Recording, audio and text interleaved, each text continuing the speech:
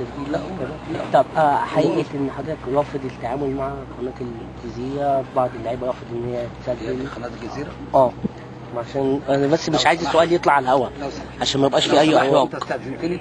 انا باخد انت بتفتح انا اسف انا اسف مفيش كلام. انا لو سمحت انا ما بسجلش معاكم خالص. ايوه يا فندم انا دلوقتي لو معيش سمحت مش عايز اسجل اطلع مع حتى حضرتك. على القناه بتاعتي، معلش.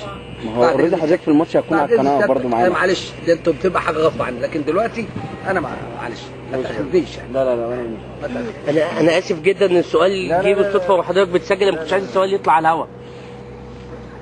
ما هو يمكن حضرتك جاوبت، حضرتك يمكن جاوبت فعلا على الناس بتخرب في بلدنا، وناس عايزه توقع بلدنا. نتعامل معاهم ازاي؟ من اي منطلق اتعامل معاهم يعني؟ خالص.